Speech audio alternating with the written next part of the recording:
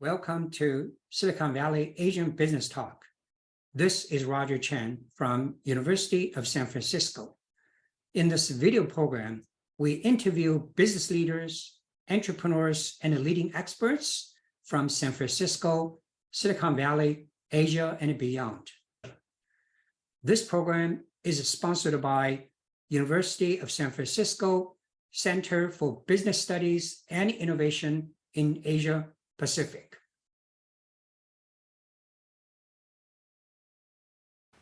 Hello, this is Roger Chen from University of San Francisco Center for Business Studies and Innovation Asia Pacific, or CBSI Asia Pacific. And today we are very pleased to have Vinnie Gupta coming to talk to us. Thank you, Vinnie. Thank you, Roger. Yeah, why don't you briefly introduce yourself and also your company?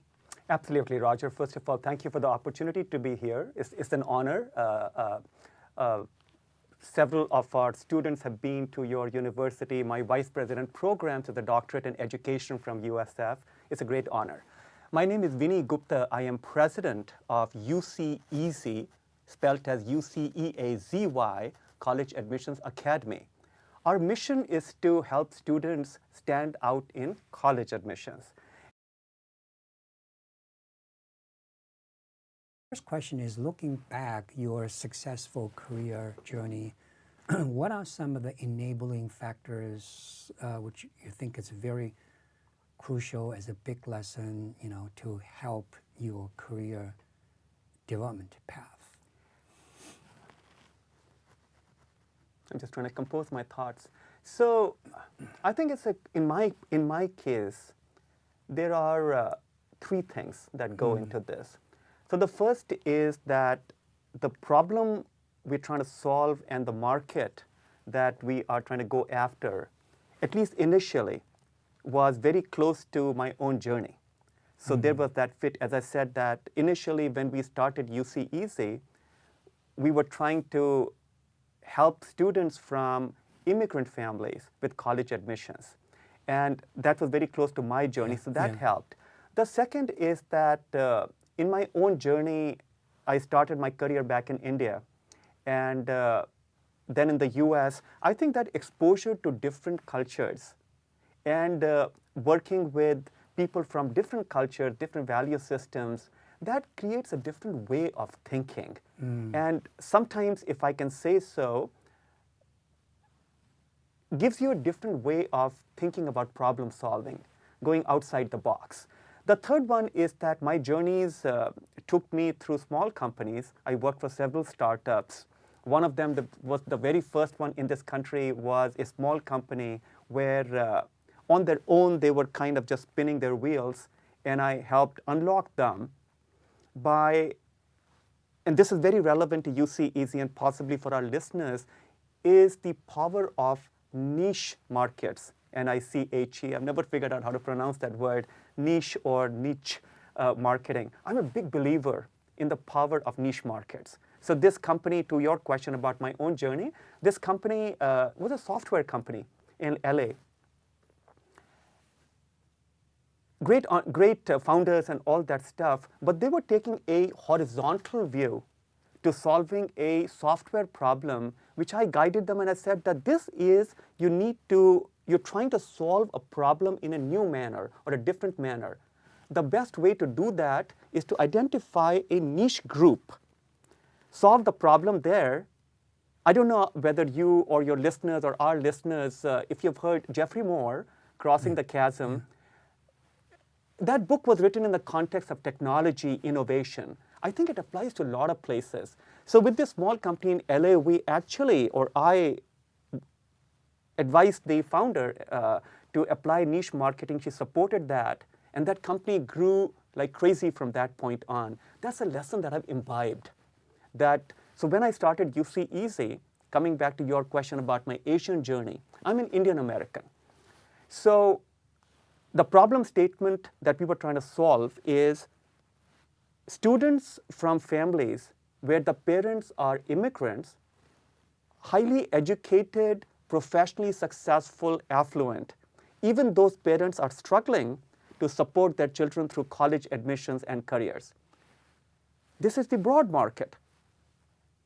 Now, this is smaller than us taking a horizontal approach and saying, we will help all students in the United States with college admission. That's horizontal. Yeah. We said we're going to go after the immigrant market, which is, say, 5% of the total, if we look at affordability. But then we said 5% is still too big because we are self-funded. We don't have the money for advertising. So we said, first thing first, we're going to go after the Indian American market in the Bay Area.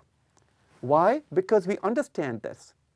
It's local, so our cost of customer acquisition is low. To keep the cost of advertising low, we worked with community organizations that already had connections with all of these immigrant groups.